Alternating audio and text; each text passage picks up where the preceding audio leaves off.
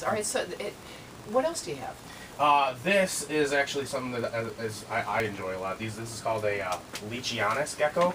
A gecko. This is the largest species of gecko in the world. She is still pretty young. She's only about a year old. She's gonna get the size of my forearm from my wrist to my elbow. Oh wow! And almost that big around too. So, and where is she from? These guys come from New Caledonia, which is an island off Australia. There's a lot of species that are in the same genus that are related to this that come from that area. And they're just a really neat animal to have in captivity, especially for a pet, because they have pretty simple requirements. Oh yeah, like what?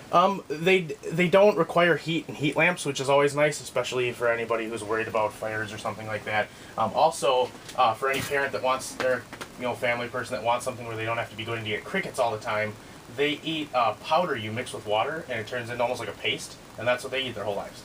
Well, for our listeners' benefit, you can't see what I am seeing, but you will soon, because Bill Martins is taking a video of our discussion right now, and we will post this on the Joy Cardine Show Facebook page very soon, so you can get a look at some of the reptiles and amphibians that we have right here in the studio, and this gives you an idea of some of the critters that you will see over at the session at the Wisconsin Science Fair coming up a little bit later this morning.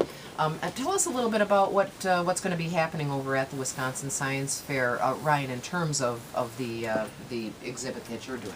Well, as the Madison Area Herpetological Society, we do a lot of outreach to educational programs, trying to get out to the community, teach them about reptiles and amphibians, everything from their proper care in captivity all the way up to, say, conservation in Wisconsin for certain native species. So we kind of just go out, get the opportunity to introduce kids and families to reptiles, give them a little bit of a hands-on so they can pet them, ask questions, and then we give a ton of information, from brochures about what we do to care sheets for our top 10 beginner reptile list to any other questions they could possibly have. And why, I guess, why do you do this? I have chased reptiles since I could walk. Really? Yeah, I've always loved them. I moved around a lot as a kid, and every school I went to, the first day I checked out all the reptile books and read them all. And I've just had fun with it. And in the last, say, 20 years, certain things of the reptile community, the breeding community and stuff like that, have caused a little bit of a disconnect. So there's an urge to bring the community back together, get people aware of things such as laws that are happening in their area. And then on top of it, the pet reptiles is the largest growing, or the fastest growing section of the pet industry.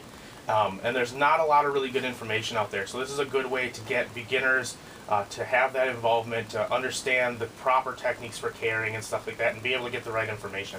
Well, that's good. So you want to provide some advice, especially if people want to have them as pets, but you also want to bust some myths and misperceptions about amphibians and reptiles, because a lot of us are creeped out by them. Yeah, we even made a couple of brochures just to do that, because a lot of the programs we do, I end up doing a lot of that. But things like they're slimy. Amphibians sometimes can be with their skin, such as frogs, but most reptiles are very smooth, very soft and silky feeling.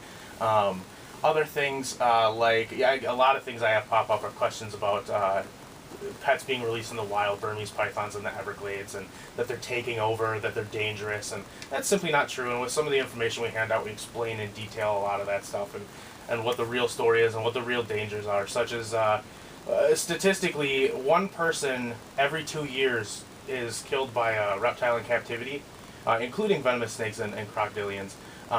In that same time frame, horses kill 500 people. But people don't see horses as dangerous as they do reptiles, or as scary, even though statistically, I mean, you pretty much have to try to get yourself injured by a reptile, and you have to be somebody that owns it or handles it. Do you own all of these reptiles that we have in the studio right now? These are a tiny portion of what I have at my house. I actually have, I believe, with all the babies right now, somewhere around 200. Oh my goodness. Oh my goodness. Do you live with anybody? I do. I have a fiance and 2 kids. I get asked that a lot, but there really isn't any danger, anything to it. There's no, it seems, gross or different, but she enjoys them. She actually, when I met her, I feed certain species of roach from the Middle East that can't live in Wisconsin, can't fly, it can't climb, and I breed those to keep myself from having to buy thousands of dollars in crickets every year. And I knew I met the person I was supposed to be with for the rest of my life when she was elbow deep in a roach container helping me clean them and feed them. That's hilarious.